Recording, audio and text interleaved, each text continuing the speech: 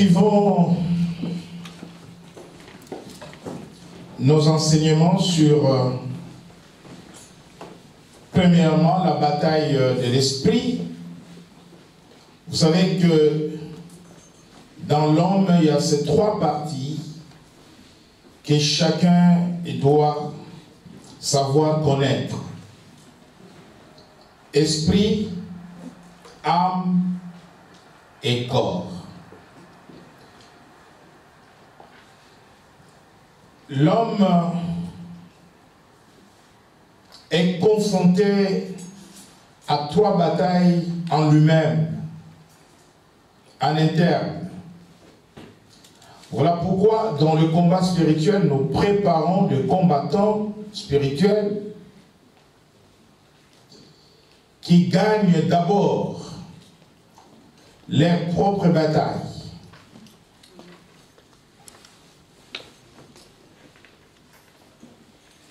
Avant de s'engager dans des batailles extérieures. Beaucoup de chrétiens vont aller perdre les batailles extérieures parce que ils sont au demeurant perdants sur les batailles intérieures. Donc, dans l'homme, il y a trois batailles. La bataille spirituelle contre notre esprit, nous en avons longuement parlé, s'agissant de l'intelligence, de la pensée de Dieu, la pensée de l'ennemi, la pensée de l'homme lui-même, le raisonnement, les auteurs, les philosophies, les dogmes, les idéologies, toutes ces choses qui s'élèvent contre la connaissance de Dieu. Ensuite, nous avons parlé de la bataille spirituelle contre notre âme. Et là, nous avons parlé du refus du pardon comme bataille à gagner, car le refus du pardon chez certaines personnes est érigé en forteresse émotionnelle, ce qui ne pourra pas permettre à Dieu d'exaucer leurs prières, ou quand bien même on va prier pour elles n'obtiendront pas miséricorde de Dieu, soit pour la délivrance ou la guérison, à cause du refus du pardon. Et concernant cette bataille contre l'âme, nous avons parlé aussi des forteresses au niveau de l'âme qui sont créées par les émotions. L'homme est émotionnel comme Dieu est émotionnel. L'amour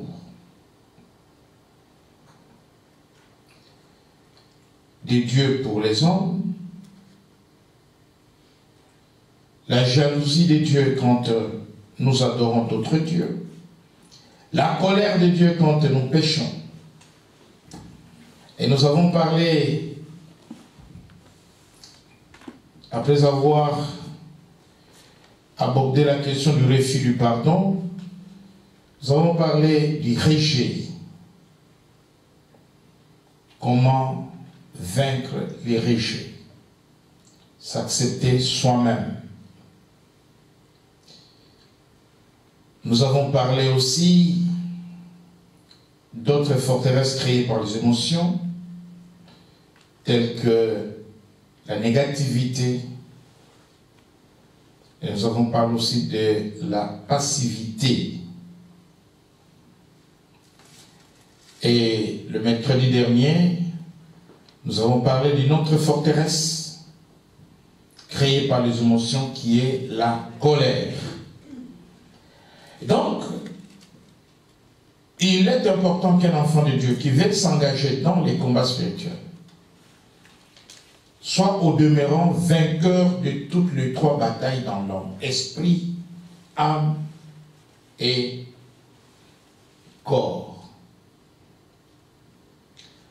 Parce que c'est à ce niveau-là que l'ennemi nous attend au tournant. Nous ne pouvons pas nous lever contre les puissances des ténèbres si nous avons en nous des blessures intérieures telles que les rejets. Nous ne pouvons pas nous lever contre les puissances des ténèbres si nous avons en nous le refus du pardon. Nous ne pouvons pas comprendre les dimensions profondes de la pensée de Dieu si notre intelligence n'est pas renouvelée.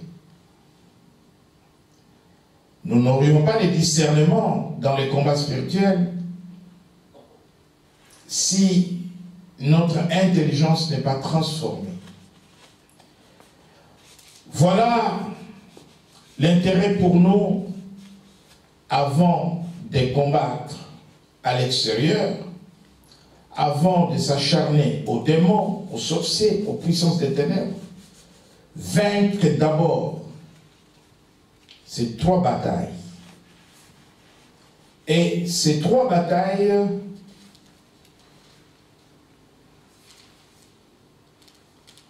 sont un. Et on ne peut pas les dissocier. Nous lisons la parole de Dieu dans 2 Thessaloniciens chapitre 5, verset 23. 1 Thessaloniciens 5, 23. 1 Thessaloniciens chapitre 5, verset 23. Nous lisons la parole au nom de Jésus-Christ. Que le Dieu de paix vous sanctifie lui-même tout entier, et que tout votre être, l'esprit, l'âme et le corps, soient conservés irréprochables lors de l'avènement de notre Seigneur Jésus-Christ. Amen. Amen. Dans ces 3 parties de l'homme, l'esprit, âme et corps doivent être sanctifiés, doivent être amenés à la perfection. La 3e bataille, c'est la bataille spirituelle de notre corps. Nous voulons parler du corps. Beaucoup d'enfants de Dieu pensent qu'il suffit de gagner la bataille spirituelle contre notre esprit, intelligence renouvelée, transformée, pensée pure, peut-être aller gagner la bataille spirituelle contre notre âme,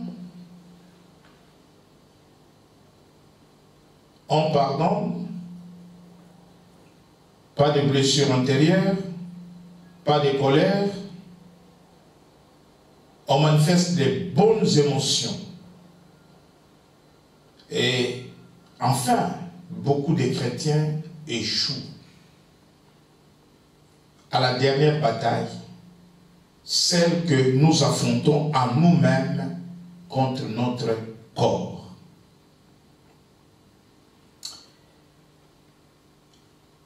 Dieu nous a créé esprit. À l'origine, Dieu nous a créé esprit. Comme lui-même est esprit. Mais étant donné que Dieu a voulu nous placer dans un monde physique, où lorsque nous lisons dans le premier chapitre de Genèse, Dieu crée l'homme pour un but. Et le but, c'est qu'il gouverne, qu'il domine sur toutes les autres créatures. Et en partance du ciel, où nous étions esprits, pour venir sur la terre, où Dieu nous place, où il nous envoie, et donc, il a plu à Dieu de nous donner un corps. Et c'est de notre corps que nous allons exprimer ce qui est esprit. Et c'est de notre corps que nous allons exprimer ce qui est émotionnel au niveau de l'âme. Donc, si vous voulez, le corps, c'est le support physique qui prend les deux autres sports invisibles et spirituels. Vous conviendrez avec moi que le corps d'Adam et Ève à la création était un corps glorieux. Ces corps ne souffraient pas. Ces corps n'avaient jamais été malades. Un corps glorieux. Mais la chute de l'homme, le péché, a entaché le corps qui était glorieux pour, n'est-ce pas, devenir charnel. Mais il est possible pour l'homme, parce que Christ a payé un prix pour restaurer ces corps-là et vaincre la bataille spirituelle de notre corps. Lorsque nous lisons dans Romains au chapitre 12, Romains 12, verset 1er. Romains, chapitre 12, verset 1er, je lis la parole de Jésus-Christ. Je vous exhorte donc, frères, par les compassions de Dieu, à offrir vos corps comme un sacrifice vivant, saint, agréable à Dieu, ce qui sera de votre part un culte raisonnable. Voyez que dans ce texte de Romains 12, le verset 1er nous parle du corps, la troisième partie de l'âme. Mais lorsque nous poursuivons la lecture au verset 2, verset 2, ne vous conformez pas au siècle présent, mais soyez transformés par le renouvellement de l'intelligence, afin que vous discerniez quelle est la volonté de Dieu, ce qui est bon, agréable et parfait. Et donc, le verset 2 vient compléter la partie esprit et la partie âme. Ne vous conformez pas au siècle présent, mais soyez transformés par le renouvellement de l'intelligence. L'intelligence de l'homme est dans l'esprit de l'homme.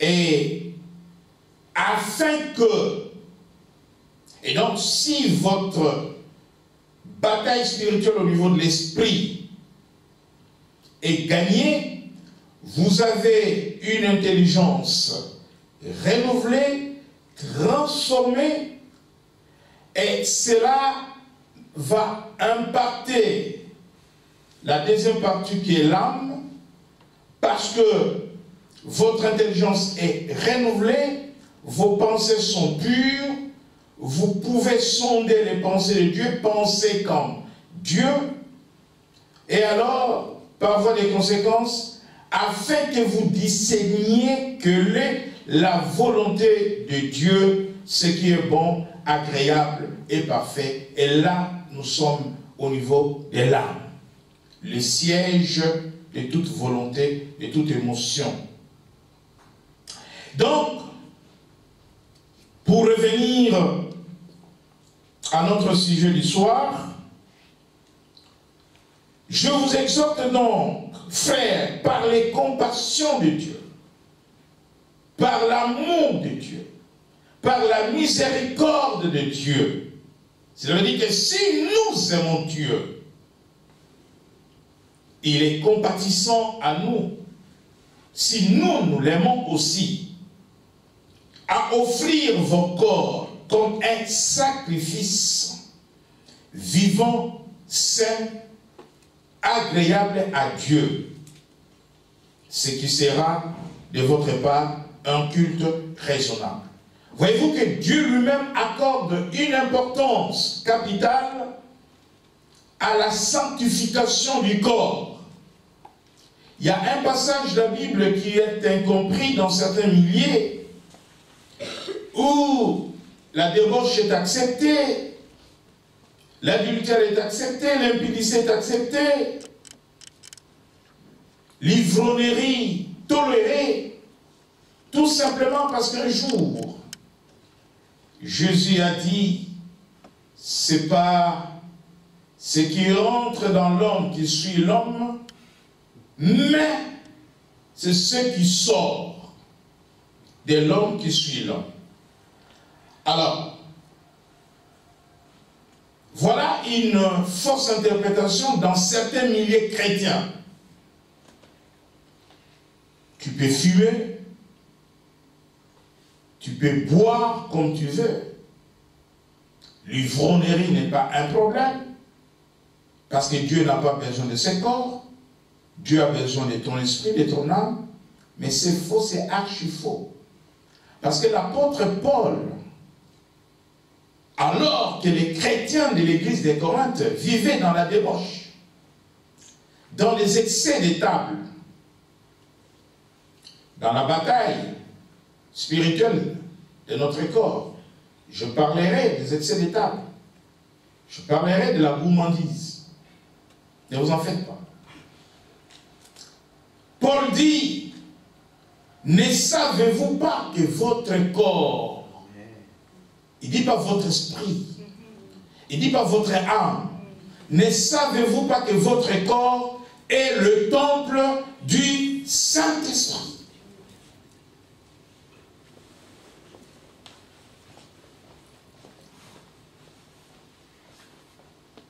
Et il dit aux Éphésiens, ne vous enivrez pas du vin, mais au contraire, soyez remplis du Saint-Esprit. Si l'esprit est sanctifié en toi, si l'âme est sanctifiée en toi, ton corps doit aussi être sanctifié.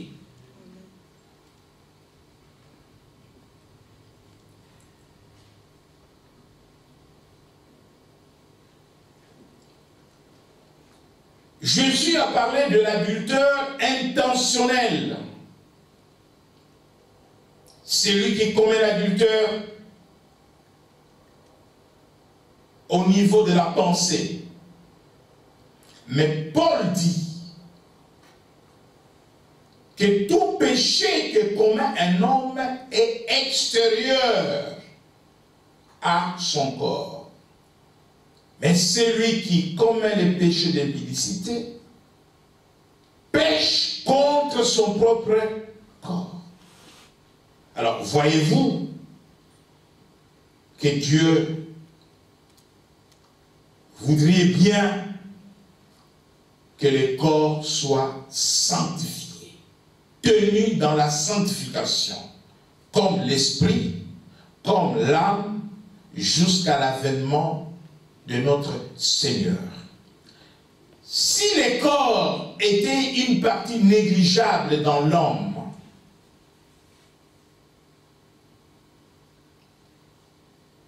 la parole de Dieu ne dissocie pas le corps de l'âme ni de l'esprit. Si le corps était une partie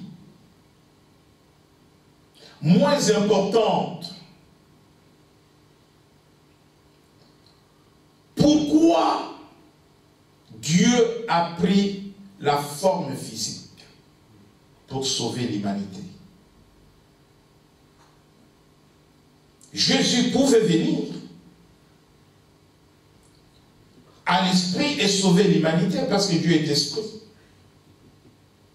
Mais il a pris le corps parce qu'il est venu dans un monde physique. Souffrir dans le corps afin de sauver l'homme du péché. Et donc,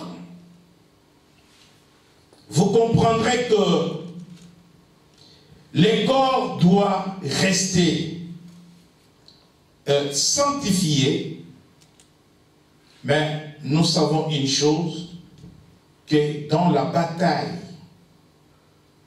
spirituelle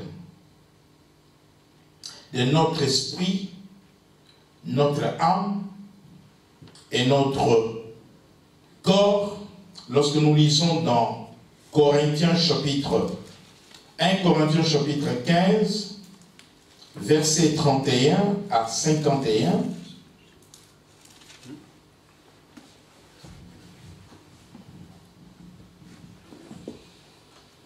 1 Corinthiens, chapitre 15, verset 31 au verset 51. Chaque jour, je suis exposé à la mort. Je l'atteste, frère, par la gloire dont vous êtes pour moi le sujet en Jésus-Christ notre Seigneur. Si c'est dans des vues humaines que j'ai combattu contre les bêtes à Éphèse, quel avantage m'en revient-il? Si les morts ne ressuscitent pas, mangeons et buvons, car demain nous mourrons. Ne vous y trompez pas, les mauvaises compagnies corrompent les bonnes mœurs. Revenez à vous-même, comme il est convenable, et ne péchez point, car quelques-uns ne connaissent pas Dieu, je le dis à votre honte. On peut s'arrêter là. Tout simplement montrer que Dieu ne permet pas que les corps soient aussi une des composantes négligeables de l'homme, où l'homme ferait de n'importe quoi, où l'homme se permettrait de pécher comme il voudrait pécher. Ainsi, dans notre bataille spirituelle contre notre corps, nous allons étudier un certain nombre de sujets qui s'y rapportent à cette bataille. Nous parlerons de la langue, les combats de la langue, le bataille de la langue. Ah.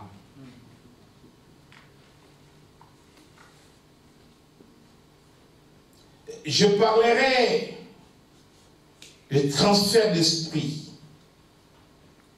Comment les transferts d'esprit, qu'il s'agisse de la sorcellerie, de la magie,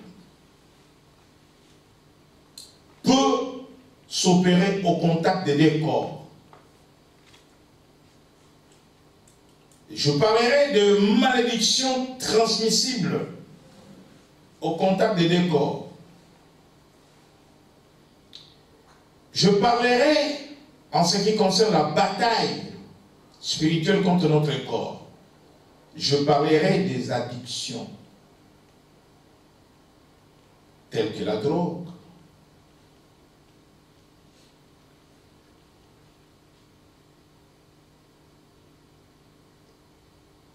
pourquoi les drogués perdent toute intelligence? Parce que le corps transmet à l'âme et à l'esprit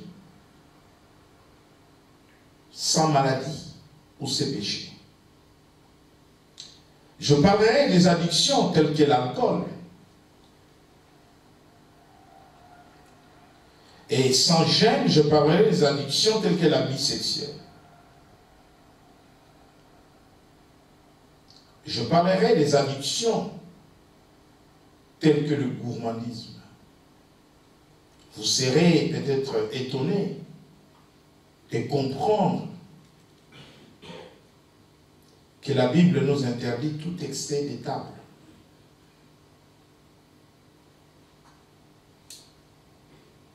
L'excès de table, c'est un péché. Et tout ça, ce sont des batailles. Combien tombent malades? Combien amènent de maladies dans leur corps? Pour tout mélanger dans l'estomac. Et pour trop manger, trop boire, trop fumer, trop se droguer. Ce sont des batailles spirituelles.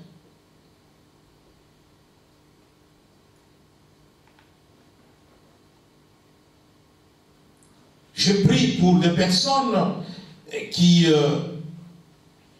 ont des problèmes d'addiction. Mais je peux vous dire que les addictions, ce sont des choses spirituelles. Contrairement à ce que vous pensez. Prenez un drogué. Donnez-lui des conseils. Donnez-lui tout ce que vous voulez lui donner. Pour qu'il arrête de se droguer. Il n'arrêtera pas. Ce n'est pas facile. Un alcoolique.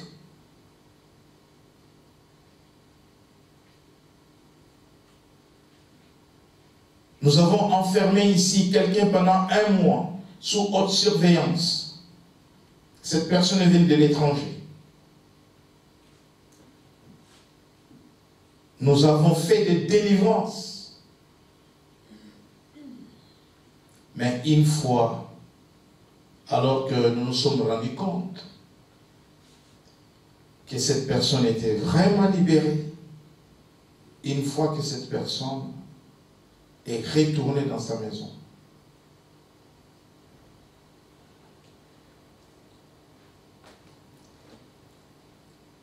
il a repris et il a continué. Parce que c'est un combat. Et le combat, il est spirituel. Et donc, commençons par la langue ce soir. Donc, j'ai énuméré tous les cas de bataille spirituelle contre notre corps. Au fur et à mesure, nous allons voir cela. Commençons par la langue.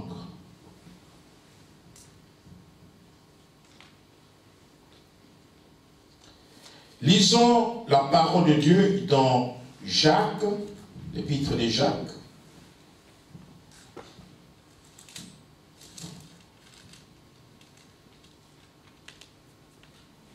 Chapitre 3, verset 3. Jusqu'au verset 6. Jacques, chapitre 3, verset 3, nous lisons la parole de Jésus-Christ.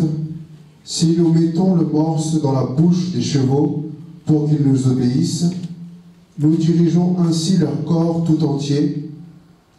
Voici, même les navires qui sont si grands et que poussent des vents impétueux sont dirigés par un très petit gouvernail au gré du pilote. De même, la langue est un petit membre et elle se vante de grandes choses. Voyez comment un petit feu peut embraser une grande forêt. La langue aussi est un feu, c'est le monde de l'iniquité.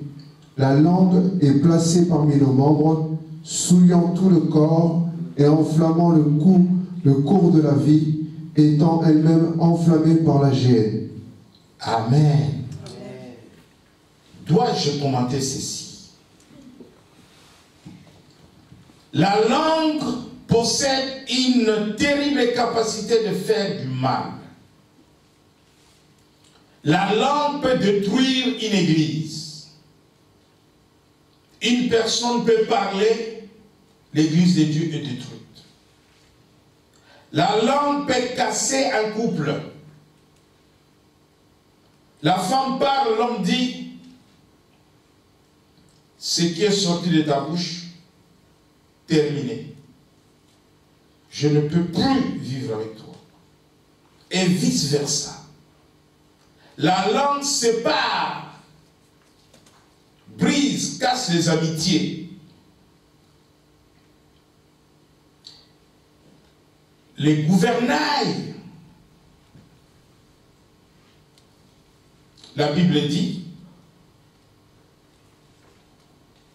qui entraîne tout un navire, qui pousse des vents impétueux. C'est un petit instrument ou appareil et dans le bateau. La langue, parmi les autres membres, tels que le bras, les mains, les pieds, les jambes, la langue, elle est petite. Mais la Bible dit, placée parmi nos membres, dans le corps, suyant tous les corps, la langue va suyer tous les corps. C'est un feu qui peut enflammer tout un peuple.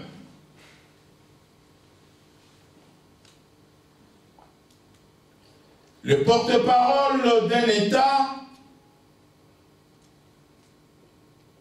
peut déclarer la guerre par des mots mal placés, mal utilisés, à un autre État. C'est une personne qui a parlé. Mais des millions et des millions de personnes peuvent s'affronter. Et une guerre meurtrière, avec de pertes humaines, pour une simple déclaration, parce que cette personne n'avait pas la maîtrise de sa langue. Dieu nous a mis la langue dans notre corps pour sa louange, pour son adoration. Dieu ne nous a jamais donné la langue pour les injures, les insultes, les moqueries, les choses infâmes, de paroles grossières qui peuvent sortir de nos bouches. Donc, cette langue qui vient souiller tout ton corps va te poser des très sérieux problèmes quand tu vas affronter les démons. Vous savez, quand les démons parlent, les démons sont insolents. Vous n'avez jamais entendu les démons parler. Certains d'entre vous, pour avoir participé à des séances de délivrance, oui. Mais si on peut parler de l'insolence, c'est chez les démons. Les choses qui sortent de la bouche des démons. Mais vous ne pouvez pas écouter cela. Et alors, si une personne physique et de surcroît un chrétien sort les mêmes choses que j'entends les démons sortir, les injures, les insultes graves, mais les démons sont sans pudeur. Vous comprenez? Et comment un enfant de Dieu peut parler comme un démon? Et donc,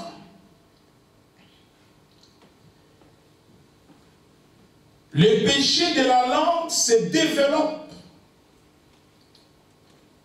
et vont avoir des ramifications sur d'autres péchés que vous pouvez peut-être juger petits, mais graves, tels que la médisance. Il faut vaincre le péché de la langue si vous voulez gagner votre bataille spirituelle contre votre propre corps. La médisance, dans Proverbes chapitre 18, verset 8.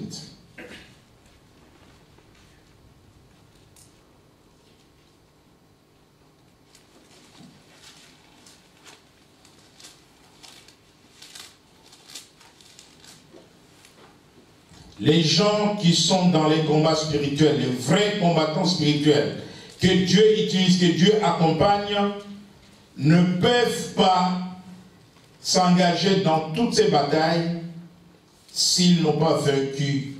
Ils ne sont pas délivrés de ces choses que je suis en train d'énumérer. Proverbe 18:8. Proverbe 18:8.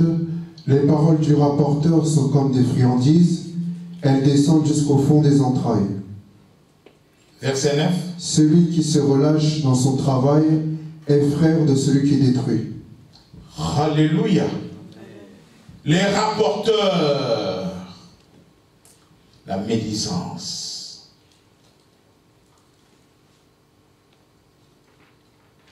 La médisance s'est passée aujourd'hui de la langue à l'écrit, de la langue au texto,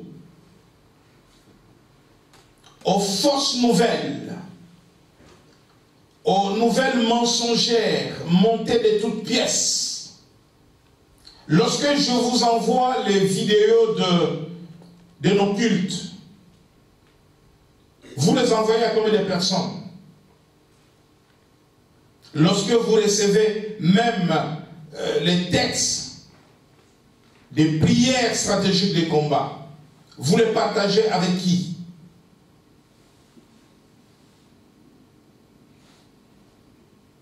Mais si vous recevez un message où on vient vous dire que le bishop Bruno Nkwimi est arrêté par la police, chacun va envoyer à 100 correspondants. Notre papa est arrêté par la police. Vous serez les premiers messagers avant les païens. Rapporteurs. Un enfant de Dieu ne rapporte pas n'importe quoi. La seule chose qui intéresse Dieu, c'est que nous soyons le rapporteur de son message. Rapporteur de l'évangile. Le messager de Dieu. La médisance.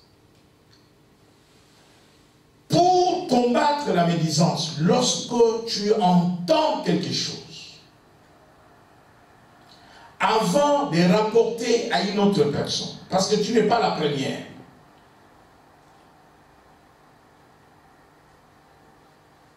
celui qui t'a rapporté les mensonges, le moquerie, l'a déjà rapporté à des milliers de personnes.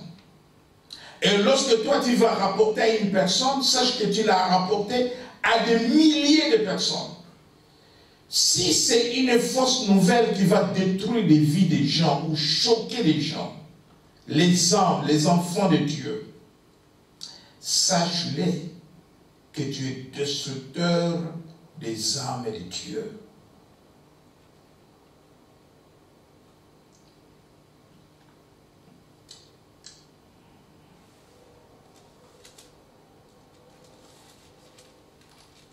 Hormis la médisance, vous avez les flatteries. Les flatteries, le flatteur. La différence entre la médisance et la flatterie. Médire, c'est dire le mal de quelqu'un derrière son dos. Ok?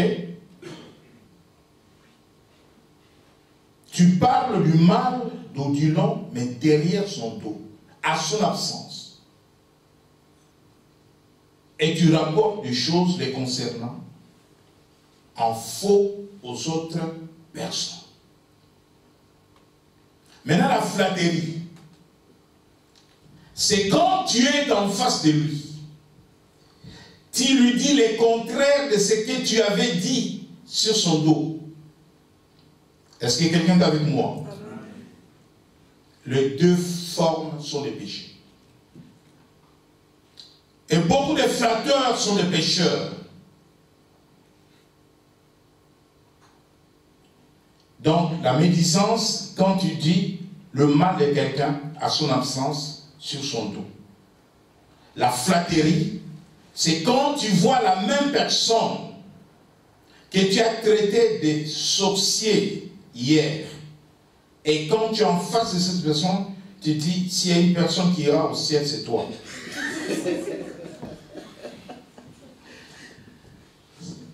Amen. Voyez-vous? le double langage. Et donc la flatterie, c'est un péché. On peut faire des éloges aux gens. Les gens méritent les éloges. Les derniers que Félicien a prêché à Val d'Europe, je lui ai fait des éloges. Une bonne prédication dimanche, une prédication est terrible. Je lui ai fait des éloges au frère Brice. Mais je ne vais pas aller flatter les derniers que Félicien pour lui dire que tu es l'unique, tu es le seul. Oh, si tous étaient comme toi. Non. Qu'est-ce que je vais dire à Didier? Qu'est-ce que je vais dire à Patience? Qu'est-ce que je vais dire à Christian? Voyez-vous? Donc, si je dis à Félicien que tu es l'unique, je vais aller dire à Brice, tu es l'unique. Yves, tu es l'unique. Maman, je dis, tu es l'unique. Papa, Bonnie, tu es l'unique. Isabelle, toi, je ne sais pas d'où tu viens. Tu es l'unique. Arrêtons d'être flatteurs, enfants de Dieu, c'est un péché. Amen. Amen. Et donc,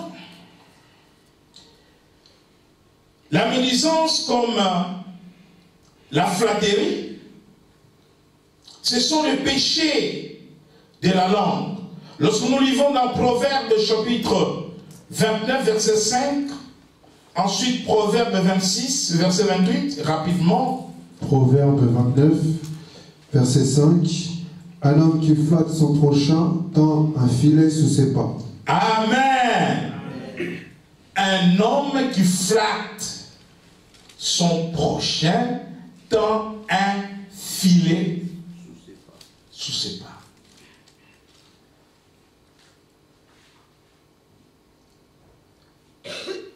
Je parlais à un homme qui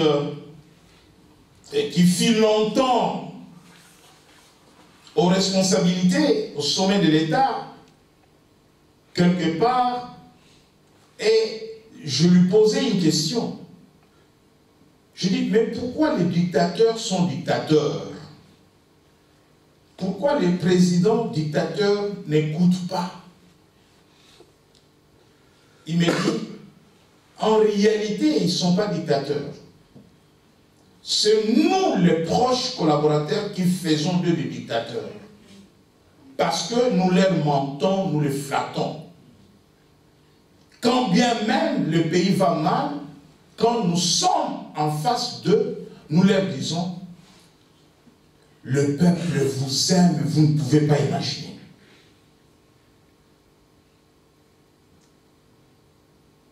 Un homme qui a occupé des fonctions importantes à côté d'un président. Il m'a dit, c'est nous. En réalité, ils ne sont pas dictateurs. C'est nous. Et des fois, on donne la mort aux innocents pour lui montrer qu'on t'aime. Voyez-vous, les flatteurs peuvent aller jusqu'à tuer quelqu'un. Proverbe 26, verset 28. Proverbe 26, verset 28. La langue fausse est ceux qu'elle écrase, et la bouche flatteuse prépare la ruine. Amen. Amen. Gardez bien ces passages bibliques. N'acceptez pas que les gens viennent vous flatter. Parce que le même qui vous flatte, il vous détruise. Le flatteur est celui qui pratique la médisance. Le psaume 12, versets 4 à 5. Psaume chapitre 12, versets 4 et 5, j'ai la parole en Jésus-Christ. Que l'Éternel extermine toutes les lèvres flatteuses, la langue qui discourt avec arrogance. Amen. Bien-aimé, il faut se repentir de ces choses. Parce que quelque part, il y a quelqu'un qui prie pour que l'Éternel extermine. Vous imaginez? Vous imaginez? C'est une prière. Ce n'est pas la blague. Hein? C'est une prière. Ce psaume-là. Que l'Éternel extermine toutes les lèvres flatteuses.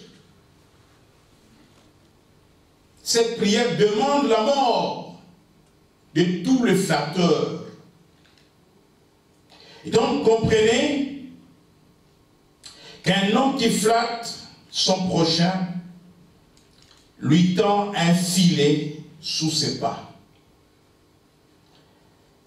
Et troisième péché de la langue, les dénigrements. Les dénigrements. Jacques 4, 11.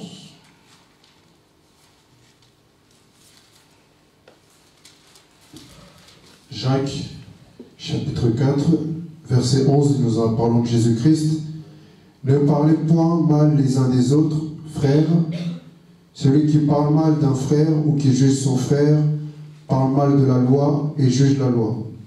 Or, si tu juges la loi, tu n'es pas observateur de la loi, mais tu en es juge. Verset 12. Un seul est législateur et juge, c'est celui qui peut sauver et perdre, mais toi, qui es-tu qui juge le prochain? Amen.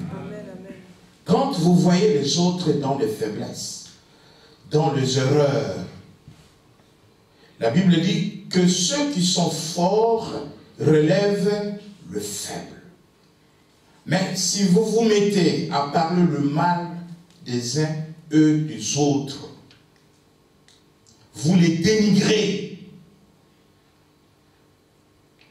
Ne dénigrez pas celui qui est mal habillé, peut-être apprends-lui comment bien s'habiller. Ne dénigrez pas à table celui qui ne sait pas tenir les couverts. Peut-être il faut lui apprendre. N'attends pas qu'on quitte la table pour dire, tu as vu comment il avait le même placé sur le plateau. Les dénigrements, les erreurs des autres, les fautes des autres ne doivent pas faire l'objet de dénigrements, des critiques négatives. Et donc, ce sont des péchés de la langue. Et enfin, Jacques 1, 26, la religion vaine ou la foi vaine. Jacques 1, 26. Jacques chapitre 1er, verset 26. Si quelqu'un croit être religieux, sans tenir sa langue en bride, mais en trompant son cœur, la religion de cet homme est vaine. Alléluia. Si quelqu'un croit être religieux, sans tenir sa langue en bride, mais en trompant son cœur, la religion de cet homme est vaine. La religion pure et sans tache devant Dieu notre Père consiste à visiter les orphelins, le veuve dans leur affliction et à se préserver des souillures du monde. Si quelqu'un croit avoir la foi, mais quand on entend les choses qui sortent de sa bouche, sa foi est nulle, vaine. Amen. Si quelqu'un croit être évêque, mais on entend des choses qui sortent de sa langue, ce n'est pas un évêque, ce n'est pas un pasteur. Jésus dit, vous les reconnaîtrez à leurs fruits.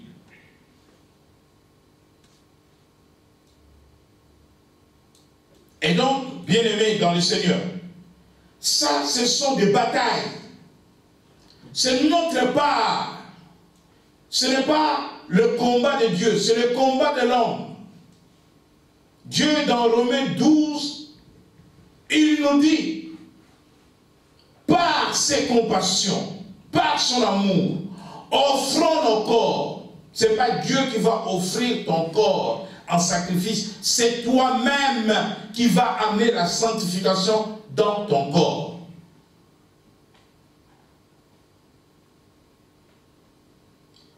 Le rachat de la croix concernent l'esprit. Mais les combats de l'âme et les combats du corps, Dieu l'a laissé à l'homme pour les mener. C'est quand Jésus reviendra pour enlever son Église, quand nous serons enlevés. Si nous sommes morts en Christ, nous ressuscitons, mais nous ne serons pas enlevés avec nos corps que nous avons. Le corps redeviendra glorieux comme à la création.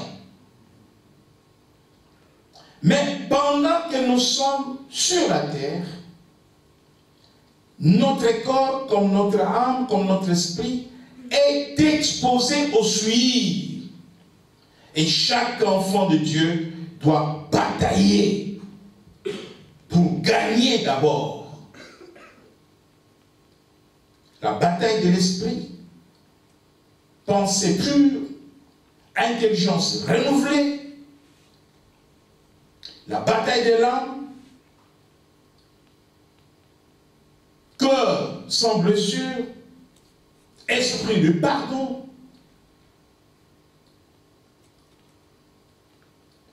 l'amour, la miséricorde et la bataille du corps en maîtrisant sa langue.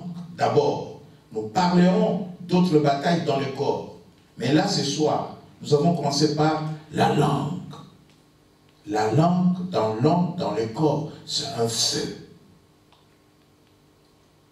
qui peut brûler les autres et qui peut se retourner contre soi-même. Que le Seigneur vous bénisse. Personne n'est comme lui. Personne n'est comme personne.